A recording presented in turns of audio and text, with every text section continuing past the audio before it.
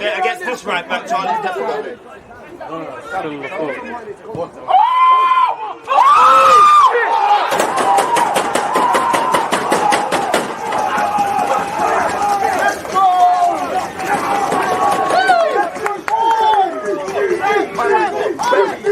People deluded, I'm back again. Come on, Ian, man. Come on.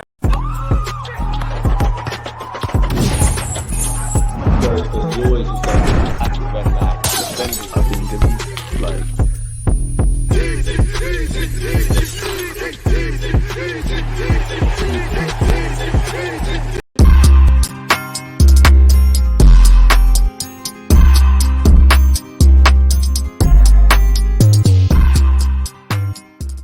All right. With the introduction done, special guest settings. Kaya, how you doing, man? It feels like a while since I've had you on the platform, man. I hope you're well and safe, man. Good, mate. I'm good. Thank you very much for having me back on. Sorry, we've been meaning to do this for a while. It hasn't worked out, but I'm glad that we finally got round to it, and I'm very happy to be here.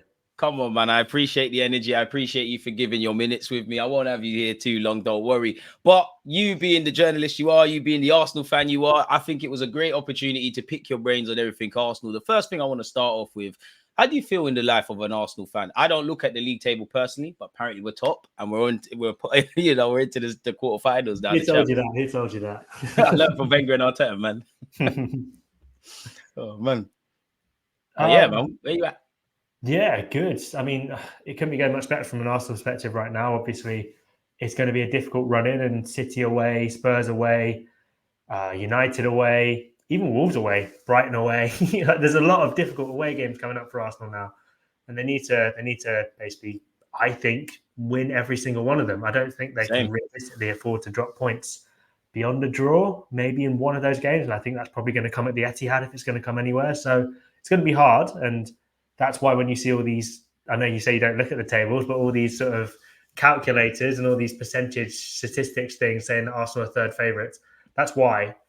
I think the Champions League is really fascinating. I'm interested to see who Arsenal get, and potentially very exciting because I don't think it's a strong Champions League this year beyond Man City. I think Real are a little bit in transition, and Bayern aren't very good. PSG aren't very good. Atletico aren't very good. Dortmund aren't very good. Like, there's lots of teams that Arsenal probably... Music to my ears. Yeah, so it's exciting times. It's going to be a really, really exciting few months for Arsenal. You know, this is obviously where it all went to pot last season. We're hoping it won't be the same again. But yeah, very exciting time to be an Arsenal fan and journalist. It is, man. Mikel Arteta is doing what he needs to do. The players are doing what they need to do. The Emirates is roaring again. And to be honest with you, it's probably bad. I think rival fans and clubs are happy that we're playing at the Emirates because we just turn up away from home and just spoil the party, and fans leave, before half time. How confident are you? A bit of a twofold question. How confident are you going into the Manchester City game, as good as City are and as good as we've been? And with 10 games to go, I know you kind of alluded to, what happened last season, but how confident are you also that with 10 games to go in the Prem, we can see it through, man? I think it's very hard to be confident going to the Etihad, given Arsenal's record under Arteta. They've scored once there in 4 games. I think the aggregate score in those games is 12-1, so it's not good. There goes my confidence. Really, really struggled away at City in the past. And listen, there's been circumstances. Obviously, last season they were without William Saliba and they had loads of injuries. And the season before was right at the start of the season when Arsenal had loads of players out to COVID and all that stuff. And there was the COVID season, and there's so many different reasons. But I think this is probably the best chance Arsenal have of beating Man City at Etihad. And if they don't go there in good form and good confidence now, when are they going to go in good confidence? Like, they're top of the league for a reason. They played the best football of any team, I think, in the world in 2024, not just in England. And Man City have been, obviously, they're a fantastic team. You can never rule them out, but they've not been at their regular standards. I don't think it'd be wrong to say that they've not reached the heights that they reached last season. So you have to be confident to an extent, but it's that record at the Etihad. It's the one hurdle that Arsenal haven't really been able to overcome. They've gone to Anfield and played well. They've beaten Liverpool at home. They've gone to United and played well and beaten them as well. Spurs, all those teams that they couldn't beat for years before Arteta took over. The last sort of obstacle they need to get over is Man City away. It's the last one they haven't done. And until they do that, there's always going to be that doubt. So, yeah, it's tricky for Arsenal, and definitely going to be a nerve-wracking game, I think. It's a weird one, man. Like the City game's one thing, with 10 games, there's many twists and turns, bumps and bruises. Right now, the form, the players that have come in for the injured players have stepped up. The injured players are back. I don't know what the climate is going to say when we play City and all the other games, but it's a weird one because I share your sentiment in that you can't underestimate how difficult it is a task to beat Manchester City. On form and the way the two clubs are at, we should be battering Manchester United, but Old Trafford makes me a bit nervous. And football's a weird one. I definitely don't want this to happen, but there's a reality where we win the North London derby, we beat City, we beat Spurs, and then I don't know, Luton at home or something like that, something goes wrong really and truly. I wanted to ask you though, because obviously, I would say we've announced ourselves in the last 2 years, 18 months as title contenders, and in many ways, being almost envious. A lot of people are envious of what Arteta has been doing domestically and internationally. How do you contrast how we were playing last season to this season up until this point? Are we better? Are we, is there some things we're doing better last season than now? What do you reckon? It's taken a bit of a while to get there, but I'd definitely say they're better. The first half of the season was, I think we could all see, it was a bit of trial and error, and it took a while to get going, and things weren't quite as fluid as they have been in recent weeks. But even last season, when Arsenal were playing really exciting attacking football, they always felt like you could get them through the back door. It always felt like there was that sort of defensive vulnerability. That doesn't seem to exist anymore. They feel so dominant in every single game. And listen, I know Brentford caused them problems. I know Porto caused them problems, but I think they've conceded 3 times less than the second place team when it comes to XG, shots allowed, or whatever that is. So that shows you just how dominant they've been in matches. And that's the improvement. I think offensively, they always had it in them. And Havertz has been a really good addition, and he's been an upgrade offensively on Xhaka, although he's a very different player. But Declan Rice has been massive. David Raya has given them more control in a way that, as we saw when Aaron Ramsdale came in for Brentford, and I don't want to turn this into a massive criticism of him, but we all know that he doesn't have that same level of control that David Raya brings. So that's been really good to see. As I said, Declan Rice is...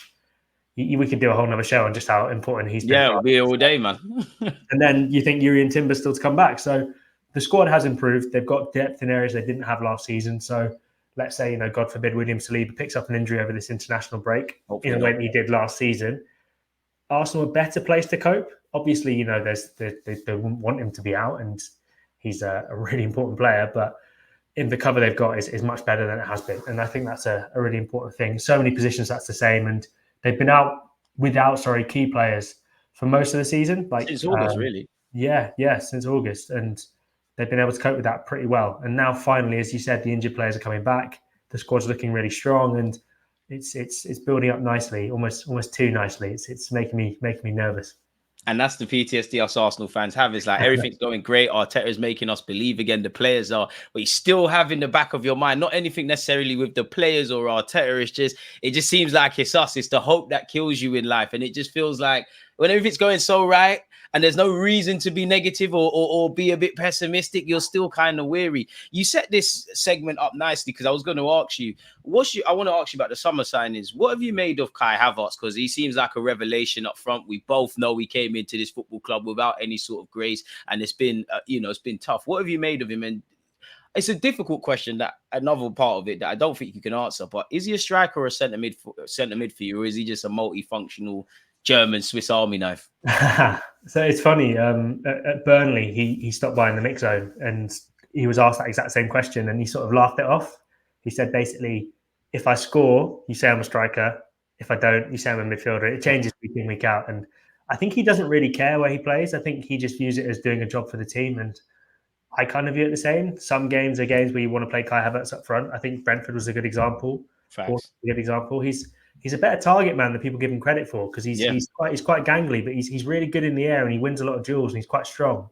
And he's willing to give it a bit. He seems like this sort of calm, nice guy, but he can give it a bit as well. But there are also some games where maybe you want Gabriel Jesus up front with his sort of ability to pop up anywhere on the pitch and cause chaos, and you want those late runs from Havertz, like we saw in the Brentford game earlier in the season where he scored the winning goal in the last minute. There's plenty of games where he can be used as both. So I wouldn't want to pin him down to one, because I think his versatility is exactly why he was signed for Arsenal. I think, like we were touching on with the team in general, it took a while for him to get going. Not as long as, at the time it felt like it would never get going, but I think we'd all agree maybe around December was when it started to click. Yeah, he looked settled, yeah. not that long for a new player and a new signing and all that kind of thing. But I think, getting his own chance really helped him. I think he's clearly feels like a part of the squad now. He feels like a part of the furniture at the Emirates. And I think maybe he seems like quite a shy guy, and it took a while for him to sort of open up and get things at Arsenal. But you speak to people around the club, they absolutely love him. And the thing they always talk about is how even when things were going wrong, he just kept doing what he was told and didn't try and do anything necessarily to stand out or anything that he shouldn't have been doing. He was just kept his head down, believed in the tactics, believed in himself, and we're now reaping the rewards. And I think it's I don't think he'll ever be worth 65 million, as much as the chant is fun to sing. I think that Arsenal will probably have always overpaid, but he's proved to be a really good asset to the squad, and that's the most important thing. I'm with you, man. As long as I do think Arsenal fans are getting in a dangerous kind of territory. To be fair, Porto's an exception where I think it's a bit harsh that if somebody scores, that to necessarily say they've played well, in the same way some people can score, play badly and stuff like that. But I do like it for Kai Havertz's confidence, just for the common fan, that they can sit there and say, you know what, he scored. I agree with what you said in that you can't really lock him down to one position in a formation. I think you just have to accept there's going to be some games he'll be in midfield. We might be in periods like now where he plays up front, and he has some unique qualities that people don't give him credit for. I really like him off the ball. As you said, he gets into the thick of it. You saw, I didn't see it like Wenger said, but he pushed the manager, allegedly, and he does all of that great stuff. He's a very intelligent footballer, and I'm happy that he's obviously performing, because it was a bit of a weird signing. This is why I'm sitting on YouTube, for example, and Mikel Arteta is the manager, because he sees stuff that no one else sees. So long may it continue.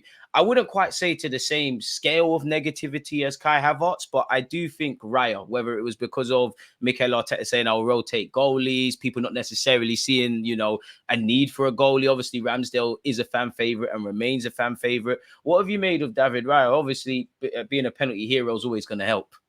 Yeah.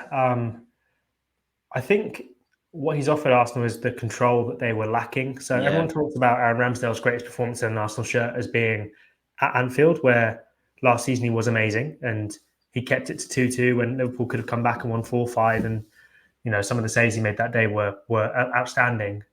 Raya's not had one of those games, but I think the reason he's not had one of those games is because he's not needed to have one of those games. Yeah, well, better defensively.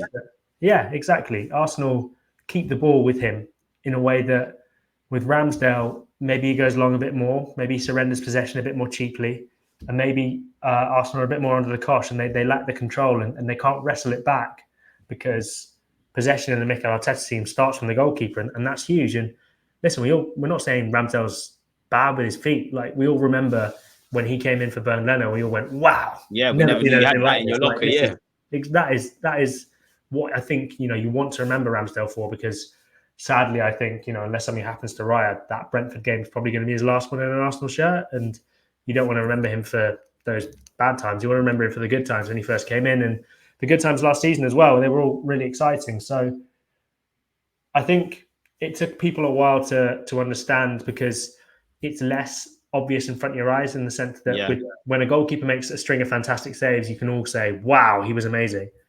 And, we can all say after the penalty shootout, wow, David Raya was the main guy. But when the goalkeeper is just making simple 5-yard passes out to William Saliba, then, you don't really pay attention. But when the goalkeeper's kicking the ball into Johan Visser, then you pay attention. Those are the kind of things that make a huge difference. So I think he's brought Arsenal control. He's brought Mikel Arteta exactly what he wanted, because Arteta is a perfectionist and he's moving Arsenal closer towards being a perfect team. I don't think Ramsdale could do that. And it's not necessarily a criticism of him, because I think he can go somewhere else and be a really good goalie. But I think for Arsenal to make that next step, more than any of us realised, David Raya was a really necessary signing.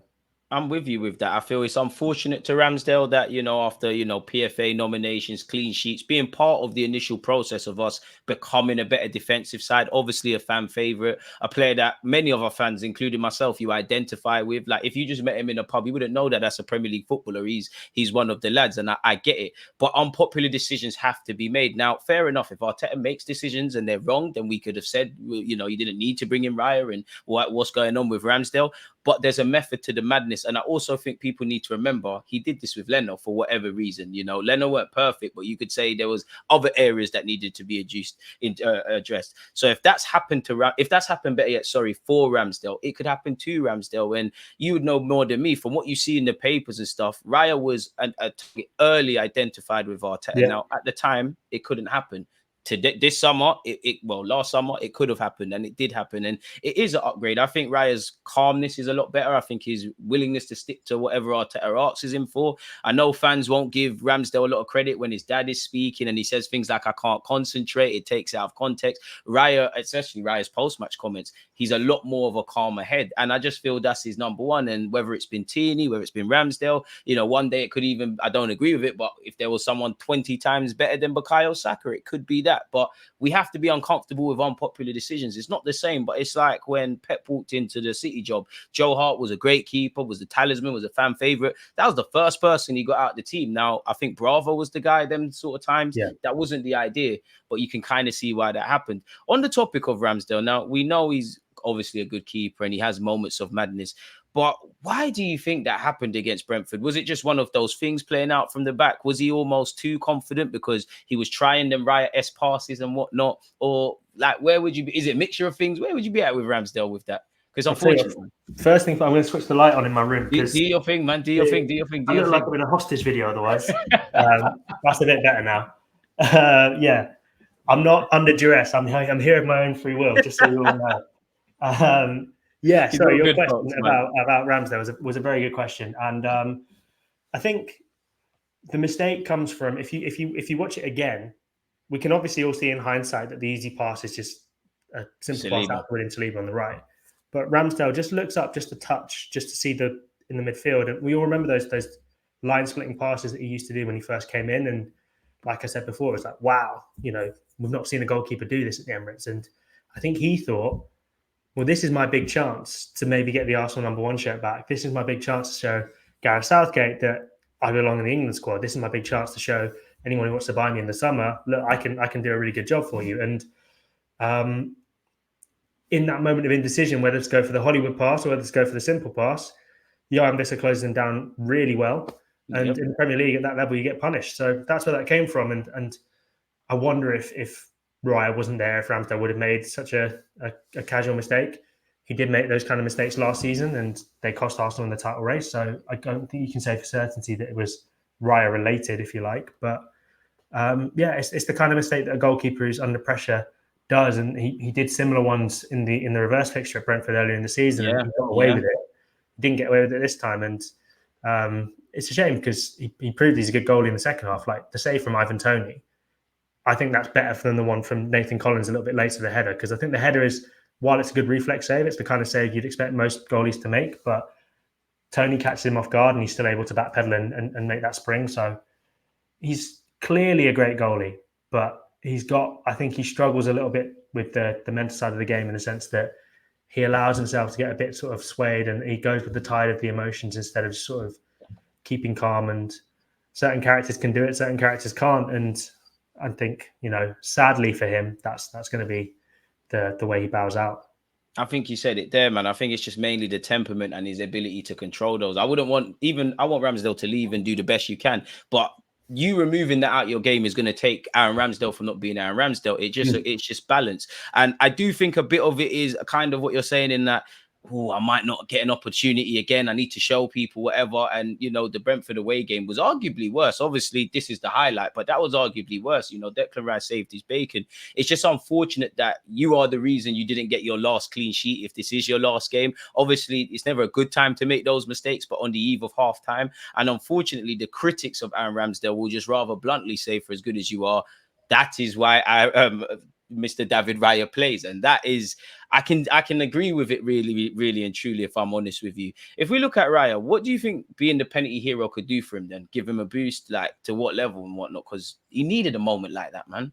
Yeah, I agree. I think he'd won over most people, but I think any doubters that remained, that was the moment. Yeah. We spoke about Aaron Ramsdale's Liverpool moment last season. That was probably David Raya's big moment in an Arsenal shirt. And in Arsenal's probably, I think, biggest Champions League game in nearly 15 years. That was the moment that we'll all remember, and he was the hero, and it was really good for him. And I think it's more of his career, he said, I think. Yeah, well, if you think about it, like, he doesn't seem like someone who's new to this, but this is all brand new to him. Like, he's never played a Champions League knockout tie before that game. He'd never played, top tier Premier League football, title races, all those kind of things, all that pressure that comes with it. He'd never done it before. So the fact that he's able in those situations to step up and still produce under all that pressure, I think just shows you what kind of character he is. And he needed, I think, still to convince a few people, because lots of people still remember that Chelsea performance and a few of the shakier moments earlier in the season. Yep. But I think he looks so confident now, and he looks so calm, and the back four also look confident with him. I think that took a while to gel as well. And I think, like you say, he needed that moment, and hopefully now everyone's fully on board with the David Raya situation. And I think that debate is kind of over now. I think it's over. I think, you never know with Mikel Arteta, because we might sign a keeper in the summer again, or one in 18 months. Like, I was watching the Porto game, and like, take nothing away from Raya, but I was just watching the first half of that. I believe his name's Costa, and just looking at some of the actions, and I was wondering, I wonder if Arteta's just written his name down on a piece of paper and thinking about it. I mean, I know we technically signed him last January, but this is his first full season, if I can remember correctly. So I'll give Kiwior the grace of indirectly being part of the summer signings. What have you made of Kiwior? And do you think he's eclipsed Zinchenko of sorts in being our first choice left back? Obviously, Timber's probably going to be that, but he's injured. Yeah, I think so. I'll answer the first choice bit first. I think a bit like when there are certain Kai Havertz games where he's a centre forward, certain games where he's a midfielder, certain games you want Zinchenko in there to break down the opposition defences, certain games you want Kiwior in there because you can't give anything away. And Kiwior defensively was outstanding against Porto. Monster. He's been good going forward as well in recent games, but we all know defending is where he sort of excels. Bread and butter. Yeah, and I think that's his strength, and I think he's got better, because I think that Fulham game where he got hooked at half time, he was asked to invert and do the Zinchenko thing. He's not Zinchenko. And it's like a fish trying to climb a tree, really. Yeah, exactly. And since he's been asked to just do the defending bit of a fullback and just be a traditional fullback, really, he's looked so much better. And Ben White's doing the inverting thing, and Arsenal don't seem to have lost an awful lot because of it. And yeah, I think Kiwior quietly has established himself as a really solid player. And if you think that it costs about 20 million and he's massively improved the Arsenal squad, like, you think if Gabriel had gotten injured last season, would have been a real issue. If Zinchenko was out for this long last season, would have been a real issue. Not an issue anymore, not a problem. And bear in mind, Tomiyasu's been out too. So he's essentially the third choice left back, and he's still man of the match in a Champions League round of 16 second leg. Like, that's the quality of squad you need to have if you want to win the biggest trophies. And that's what Arsenal have. And it's a really smart move. And there was talk of him wanting to leave. And, I think he was getting a bit frustrated with his lack of game time earlier in the season. I think I can understand that, especially given that Gabriel is such an important player, and he's probably never going to dethrone him from that centre-back position. And he probably was thinking, God, where's my next game going to come from? But he's thrown into an unfamiliar position at left back, done a really good job. And now, you could argue that the position is his. And I don't think Arteta will look at it like that. But going to the Etihad, where you're going to need someone really defensively switched on, I think I'd go for Kiwior over Zinchenko right now. And I don't think we'd have said that at all a few months ago. So props to him for how well he's done. I agree with you, man. I think right now, it's Kiwior's spot to lose. It's unfortunate that in many ways, it's never a good time to play City, but momentum's a big thing in football. I'd have loved to have, regardless of the result, just been playing them at the weekend, in which there's Kiwior. I don't know with a week or two if Tomiyasu will play his way into Mikel Arteta's plans. I've got a natural bias. If we're having to defend for our lives, we'll be solid there. Tomiyasu would be my guy, but Tomiyasu has made a mistake against City, not to kill him for that. And Tomiyasu's starting to strike me as a player that kind of needs a run. He can't kind of really just be thrown back in. He looks a bit rusty. So as long as Kiwior continues this, he's doing his thing. I want to talk about Martin Odegaard, because a lot of people say, oh, he's not a captain, he doesn't turn up in big games. That is one of the biggest captain performances against Porto that any player at this club has done in the Emirates era, and he deserves all his plaudits and more, man. What did you make of Martin Odegaard? What did you make of him as a captain? And is it fair to say he's probably Mikel Arteta's most important player / signing? I think him, Gabriel, quite a few players got a hat to throw in the ring. Yeah, I think so. Porto defended really, really well for 180 minutes. It was always going to be either a mistake from them or a moment of real individual quality that was going to break them down. And the individual quality came from Odegaard. Like that pass to take out 4 players. Sexy. That's Amazing. sexy is exactly the way to describe it. Like, and it's a good finish still from Trossard, but it's all about the pass. Like, and The pass has made it. Exactly. And I don't think there's many players in this Arsenal squad that can do that beyond him. Like, Arsenal have a lot of creative players and players who are good on the ball, but Odegaard's next level, man. Like, people who say he's not a good captain, I think, don't quite understand the role he does on the pitch in terms of keeping things going and keeping the standards high and making sure everyone's switched on all the time. His mentality is just you so see him good. do that all the time, like to press all the time. He's basically Arteta on the pitch, and I think that's why Arteta gave him the captaincy. He's a bit of a teacher's pet, but that's fine, and that's what you want. And he's really good at connecting with the fans. I think in every terms of the whole second he's doing atmosphere, that. yeah. The atmosphere being good at the Emirates, I think he's had a big part of that. And listen, he's struggled a bit earlier in the season because he wasn't fit. He had that hip injury and then he got a concussion. And I think people were a bit down on him because he was playing through quite a bad injury and still doing a job. Now he's fully fit, and ever since he's shaken that off, even in the bad period in December when Arsenal playing badly, I think him and Ryan were doing all right at that period. Yeah, for me. So I think a really, really important signing, a really important player, and I can't think of a more deserving player to, if Arsenal lift the Champions League and Premier League, I can't think of a more deserving player to do it this season. Facts. I know a lot of fans look at football white and black, where I think the truth is sometimes in the middle. And unfortunately, with football fans is, two truths can't live in the same realm. Would you say, again, assuming, obviously, I'm sure I speak for you when I say we'd love to win the Champs and the Prem, if not both, either or, and have something in history. But if we finish second/third, obviously running it all the way down, but if we finish second or third in the Prem and our Champions League route ends either in the quarterfinals or in the semis, would you have that down as a successful season? Good question. So I think if Arsenal finished third, if you'd said at the start of the season Arsenal are going to finish third, we'd probably have all said that'd be a disappointment. But now in the context of probably what is going to be the best Premier League title race ever, to come third, not terrible. And if Arsenal finish with more points than they did last season and still come third, which could conceivably happen, then, I don't know if you can really blame them. It's like when Liverpool were coming second and still getting 97 points. Like, is that a failure? Of course not. Just City are fake. Exactly. Like, they're just so amazing. And people will forget that this is the first time in 14 years Arsenal have even got past the second round of the Champions League. That doesn't happen all the time. And Arteta hasn't even been in this like that. Yeah, even as a player, he wasn't able to do it. So it's funny how people's standards change very quickly, and people forget sort of how 18 months ago, I don't think any of us would have even dreamed of this being forget who's changing the standards. It's the gaffer. Exactly. So you can view it as a success, you can view it as a failure, you can view it as whatever you want to, but I don't think it changes anything to suggest that Arteta is the right man for the job. Arsenal have a really good young squad and they're on the right track. And if they go out in the quarterfinals of the Champions League and they finish third, then none of that changes. And even if they win the Champions League and win the Premier League, they still need to probably go out and get a forward in the summer. They probably need to go and get another defender. Like all the things that we think they still need, trust me, people in the club think that too, and that won't change.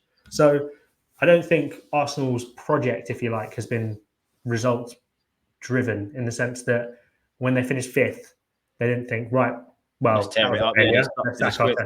exactly. They believed in what they were doing. They trusted the process.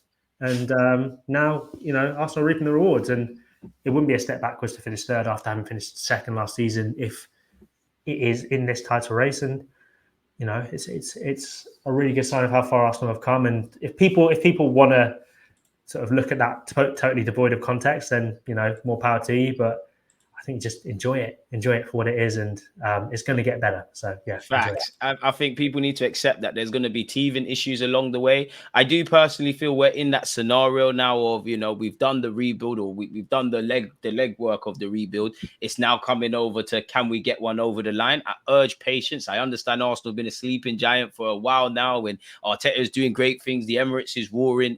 Every aspect of the club is exciting. So I can understand the impatience. Lord knows Arsenal fans have been impatient. But as you said there, I think context is key. And the most encouraging thing I feel with Arsenal is I know obviously we've lost games and dropped points, and I would definitely have traded places with Fulham, Newcastle, Aston Villa, any team that's beaten us in the Premier League, or I would have loved to have gone through in the FA Cup or against West Ham. So they could add a caveat and disagree with what I have to say. But bar West Ham away in the cup and Fulham away in the cup, in the league. They're the only times I feel, we was actually crap here. We weren't good. Other than that, at times we just shot ourselves in the foot. We shot ourselves in the foot against Porto. We just couldn't put the ball in the back of the net somehow against West Ham. How we lost to Aston Villa in Newcastle, I don't know. But and how we actually dropped points against Spurs at home and Chelsea away. It's like, if we could eradicate that, because we can be our own best friends or worst enemies, it shows where we're going as a football club. Speaking of where we're going as a football club, Benjamin White, written off by Jamie Carragher and Gary Neville. It's fair to say he's done all right at 26 years of age, signed a new deal. What do you think this means for Benjamin White and the future of Arsenal? And what's your thoughts on Benjamin, man? It's great news for Arsenal. Obviously, I don't know if we'll touch on it in a bit, but there's all the England stuff that's coming. We're definitely getting into that. Okay. All right. I'll save that for then. I'll save that for then. But from an Arsenal perspective, great news, and they're on a really good run of keeping all their top talent. Like in in recent times, Gabriel Magalhaes, Gabriel Martinelli, William Saliba, Bukayo Saka, Martin Odegaard, Reece Nelson, and Aaron Ramsdale all signed long-term contracts at the club. Ben White is now the 8th player within the past year or so to have done that. And think back to the days of Van Persie running his contract down, Fabregas, Nasri, even Alexis Sanchez and Mesut Ozil recently. All those players. Like, Arsenal have come a long way, and this is something the club are very hot on, is being proactive. So they learn from the one they always cite is Aaron Ramsey, because I think they feel that he shouldn't have been allowed to get to the position where he was able to leave on a free. And I know it probably worked out in the end because he went on to have injuries and was on 400 grand a week or something stupid at Juventus. Like, crazy, yeah. Was fine, but they cite that as a player who should have still been at the club and still should have had a lot to offer. So they've learned from that, and they've tried to be proactive, and this is what they're doing. Like, White still had, when talks started, as far as I'm aware, sort of towards the beginning of the season, around that time, like a long, long time ago. At that time, White still had about 2 years left on his contract. Like his previous contract didn't expire until 2026. So it would have been 3 years even. So Arsenal look to reward players for how they've done. And when these players were brought in, they were brought in. So White was brought in on 50 million, which is a big transfer fee. Of one Premier League season as well. Exactly. But his wages for a player of his caliber and player of that transfer fee were relatively low. Now Arsenal are starting to reward the players with the salaries that they deserve, and they can afford to do that, and because there's the budget there.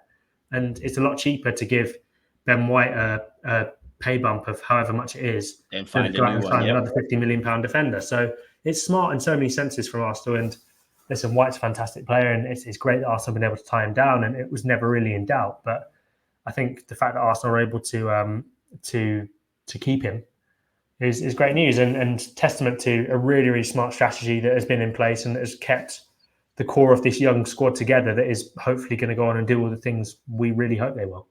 What have you made of Gareth Southgate's comments then, man? Because it's a bit unneeded, I feel. If I'm completely honest with you, it's kind of putting Benjamin in hot water. It's kind of half extending the olive branch, saying I've got no problem with him. But then you're saying, Edu and Arsenal and Benjamin White, they said they weren't interested essentially in getting called up. It's kind of making it appear that Benjamin White isn't interested in representing his country. I'll never know what the truth is. And I know what Southgate said, and he can point to he's called him up for Euros and a World Cup, but I don't really feel it's anything to do with football, whatever that is. But what did you make of Gareth Southgate's recent comments? So I think it's kind of come from, and Southgate sort of himself said this, that he couldn't really say with a straight face when Reece James, Trent Alexander-Arnold and Kieran Trippier are all out injured that Ben White isn't there on merit. So I think maybe Southgate has felt that he had to come out and say this. Having said that, if you want to convince Ben White to come back, which there are so many reasons why you would, like he can play centre-back and right-back. And this summer, there's only 23 players allowed as opposed to 26. So that's really important. Versatility is really important. And, England aren't blessed with a lot of centre-backs. Like John Stones is world-class, but beyond that, not an awful lot. He's going to be next to Harry Maguire. Exactly. Joe Gomez is a good player. Mark Gay is a good player, but Ben White's better than them. So I think in an ideal world, Southgate would love to have him back, and maybe this is what he's been trying to do. But if you want to extend the olive branch, I don't think really hanging him out to dry in public is the way to do it. And Yeah.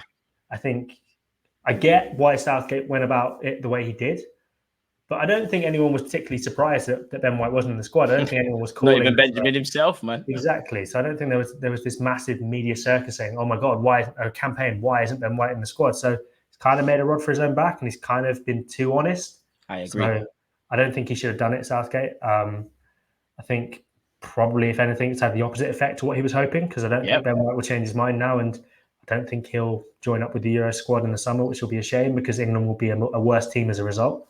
So, yeah, an odd decision from Southgate to go about it the way he did. But, yeah, I think we all know what's going on.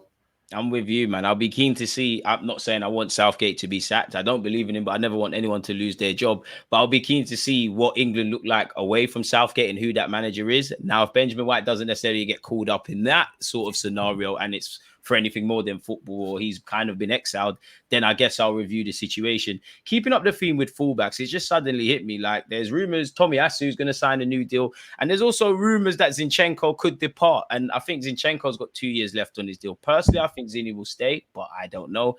What's your thoughts?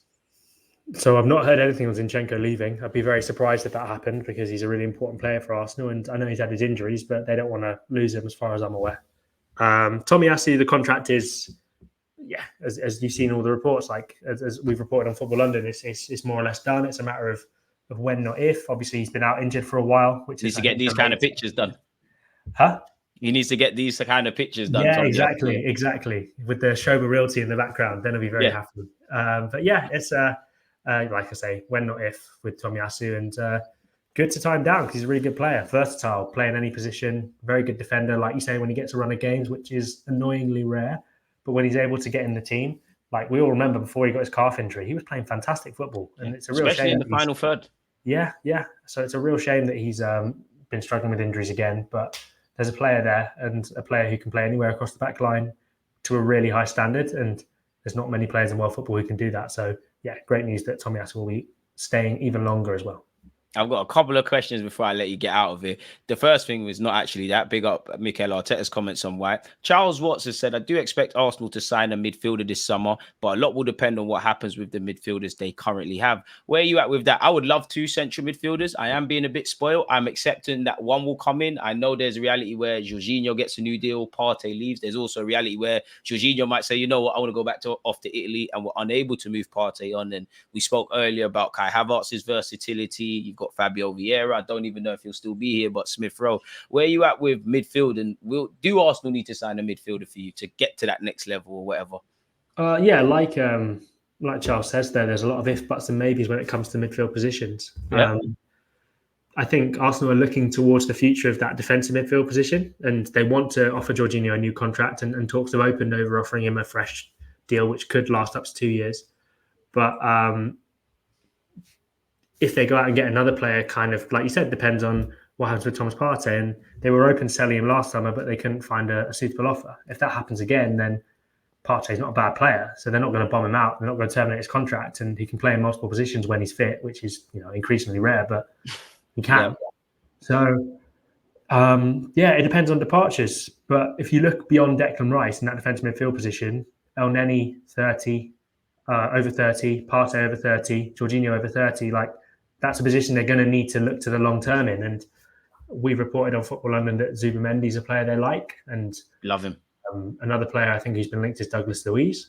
So there's lots of they're looking at players in that position, and I think the club are on it when it comes to that. But let's not forget Sambi Lokonga still needs to go as well. So there's lots of players in that position. So a lot of comings and goings to happen in midfield over the summer, and it's going to be an interesting one, I think. Where are you at with Emil Smith Rowe? I'd love to see him stay because I think he's deserved a lot more minutes than he's got. I look back to that Sheffield United game when 5-0 up at half time. Bring him on. Arteta is a bit of a Scrooge at times. He had one cleared off the line at Newcastle the game before. He was playing really well. He's looked good off the bench. Did well when he started against Nottingham Forest. Play him. He deserves more minutes, but I don't think he's going to get them between now and the end of the season, because the games get even more important. And as we saw last season, with the importance of big games, Arteta wasn't really willing to throw Emile Smith-Rowe on. But who knows? Maybe he'll have a moment like Reece Nelson did between now and the end of the season, and things will turn around. Because I think we all thought Reece was gone last season, and then he scores against Bournemouth, and suddenly he stays. Signs a 5-year deal. Yeah. But Smith-Rowe will have 2 years left on his contract to the end of the season. There's Premier League teams who like him, and it'd be a shame for him to go. Arsenal want to keep him, but I think it gets to a point now where he's 23. He'll be 24 in the summer, Smith-Rowe, so he can't hang around forever. But I'd love to see him get more game time, because I think he's a really, really good player. And I think you're right there in that it's like you want to see Smith-Rowe start, you play games, you want to see him start, you want to see him be a part of this. I hate to refer to it as this, but it is almost a fall from grace. When him and Saka were leading the charge for Arsenal, we had Henry and Dennis Bergkamp pictures with both of them. Again, even if we sell Smith-Rowe, probably not going to get a fee we would have got then. I'd love to see him play. He has had some injuries, but it just feels like for actually Reece Nelson and then Nketiah as well, to various different degrees, that you might need to ask yourself the question. Of course, at this moment in time, Arsenal's the best gig you're going to get. Maybe not in terms of playing time, but the stature of the club and what we're doing. But you might need to ask yourself a question. Do I end this romance to get to where I want to get to and fulfill my potential, which is quite harsh. What do you think is going to happen with Eddie Nketiah? Because, you can never rule out stuff, God forbid, but there could be some injuries. He plays up front. He has shown he can deputize for Gabriel Jesus. I actually feel it's a long time ago, but August, him and Fabio Vieira are on the peripheral things now, but they were two of our better players. And I do like Eddie Nketiah's mentality. I like the fact he backs himself, but if you're not scoring, you're not really offering much, because your general play isn't there to Trossard, to Havertz, to potentially a Jesus. And, I think everybody at Arsenal, Arsenal fans, and I hope at Arsenal, are looking to bring in a striker, because you're further down the pecking order. And as you know better than me, you've probably done reports on it, but, these homegrown players, they go down, there's 100% profit on FFP and all of that stuff. So where would you be at with that? Yeah, I agree. I think Eddie did really well last season in a way that people didn't give him credit for. Like when Jesus was out injured after the World Cup, and Nketiah came in and essentially carried the title race on until Trossard was signed. And there was 4 or 5 really important games around January where he played and scored a lot of goals and was really impressive. So he was good. He was good at the start of the season as well, like you said. But I think now when it gets to the point, so with Eddie, what's happened the past couple of seasons is he sort of around this time between January and April, he's sort of been out of the team, and then there's been an injury, and he's come back and he's been really important. This season, the injury's already happened. Jesus has been out a lot this season. Eddie was the go-to guy earlier in the campaign, but now it's Havertz and it's Trossard. And if you're still third choice when the number one striker is out injured, I do think you have to start to look at things. And he's a really talented player who can earn Arsenal a decent bit of money, as you said about all that. Still got interest. Profit, like England's under 21 record goal scorer. If you think Sheffield United paid 25 million for Ryan Brewster, think about how much Eddie Nketiah is worth in that market. I know it's never that simple, but there are Premier League teams who do want Eddie Nketiah. I think Crystal Palace were interested in him, and there's other teams. So Arsenal hypothetically should be looking at getting a decent bit of money out of that guy if they can't find a place for him in the squad. And if he goes and they want to sign a forward this summer, I don't really see how Eddie does end up staying, because he's going to get even less minutes. And I'm not a versatile kind of guy like that either. Yeah, can play out wide or whatever. I'm not of the opinion that Arsenal will go out and get an out-and-out 9 this summer. I mean, things change all the time, so don't hold me to that. But I agree. I think they'll go out and get a player who can play across the forward line instead, similar to Havertz, Trossard, Jesus. And if that happens, Eddie will be 5th choice. So, yeah, I think for the good of his career, especially as a guy who, when he proved he got a decent scoring run in the Premier League, got in the England squad, like he'll want to do that again. Yeah, I completely forgot about that. And he's the only striker that's got a hat-trick, actually, that plays up front at the club right now this season. Very true.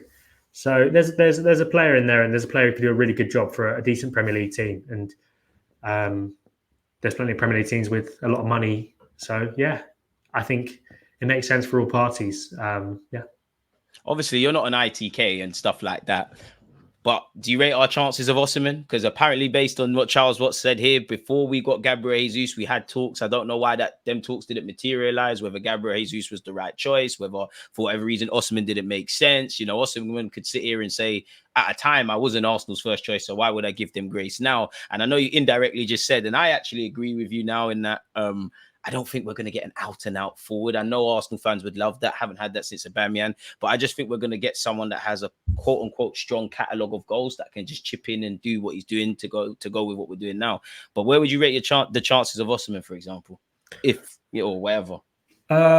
Listen, it's a bit hard for me to comment on him because I haven't heard anything personally. And that's not to say none of it's true, because Charles knows his stuff and Charles is a really, really good reporter. So I trust him on those kind of things. What I have heard is the forward players that they have been looking at, and again, all reported on Football London. So go check it out there. But check it out, folks. Nico Williams and Pedro Neto are two of the names they're looking at. That's not the only names, but two of the names they're looking at. And if you look at the profile of player there, quick, explosive, versatile, good finishes, good final product. And that's, I think, what Arsenal are looking at. So I think we all agree that Oshimen would be a great player, but think about how much he'd cost. I think the release course in his most recent contract is 130 million. Do Arsenal really want to go and break their club record transfer for a player who, listen, I've not really seen much of him, but is he coming in to start every single game between now and the end of the season in the way and they if kept he's him? not, this is it. If he's not, are you paying 130 million for him? I don't know. You see what other clubs in London do with that, and it's not the best way to go down. So yes. I agree. Very true. Very true. So listen, I think he's a player who will do a very good job for a lot of teams, and he'd do a good job for Arsenal. But at that price, I'm not too convinced. Twofold question: what have you made of Victor Goykeres? And like, this is just a hypothetical.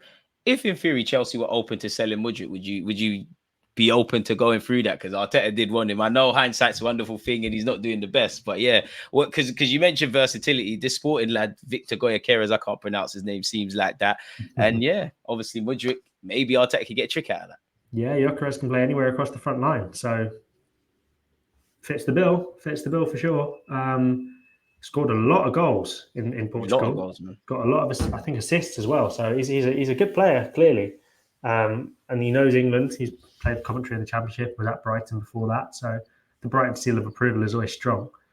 But yeah, it'd be a good signing if Arsenal can get him over the line. He's clearly a very talented player, but again, you're looking at the costs involved, and I think £85 million release clause. Wow, quite rightly, because he's doing so well. But Sporting will ask for a lot of money for him, and do Arsenal want to do that? Given that they've got other areas where they need to strengthen, probably more pressingly, I'm not so sure, but we'll see. And this is the thing, you just never know. There's a lot of moving parts. There's a lot of players that could be leaving and not leaving. On that, I've got two last questions for you. The second from last question would be, who would you be your player of the season so far? Very good question. Let's go Martin Odegaard. We spoke so glowingly about him before. I think probably he had a slightly difficult period around October when he was injured, but aside from that, he's been the most consistent player, and I think he's been fantastic. It's a tricky one because I agree. There's Martin Odegaard. I don't think it's fair to say it's the easy one because he can't help that he was just bought. But Declan Rice has been amazing. I think Saka's a bit unfairly treated in that he's so amazing. He's doing amazing things, but we just feel he could be more amazing. So there's that. I think Benjamin White's got a shout because underappreciated ain't the right word, but he doesn't get his plaudits. Saliba's been great. But I'm going to go with Gabriel, big Gabriel centre-half, because I just feel he doesn't get enough of the plaudits, man. But look at us, man. Like, there's as we said, so many names. Like, we prayed for days like this, man. It's crazy. Yeah. Oh, it's very nice. It's very, very nice. And you think back to the days of Willian, well, yeah, I could go for a whole list. Please don't. Come a long way, and it's a good time to be an Arsenal person right now. My last question to you, again, I know you're not an ITK or an accountant, but in theory, out of all the players that are linked with exits, it's probably, I hope not, and we don't know for it to be true, but we'd assume Ramsdale, for example, is leaving. Which player do you feel would command the highest exit fee? As in, of the players who are potentially likely to go? Yeah. I think Eddie's probably up there, given that he's a forward. Forwards cost a lot of money, and homegrown and under 21s and all that stuff. I don't know.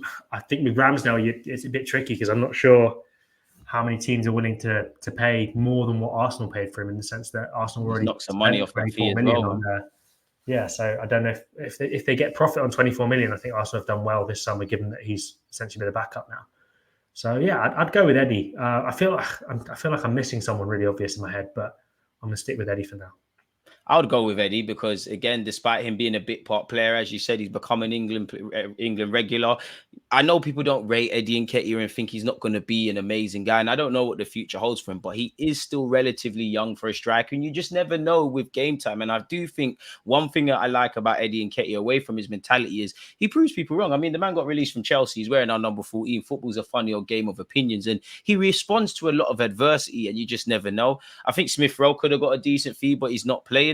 I would probably say Ramsdale, but as you said, not too many people are probably going to want to spend more money than Arsenal did for him. And, you know, with the Brentford mistake, he's probably knocked 10 million off that price tag. So who knows, man? But listen, man, we're going to have to see what we do in the transfer window, what's left of the season. Kaya, this has been amazing. Let me let you get out of here. Before you get out of here, though, please let people know where they can find you. Oh, yeah. No, thank you very much for having me on. I'm glad we finally got around to doing this. I appreciate that.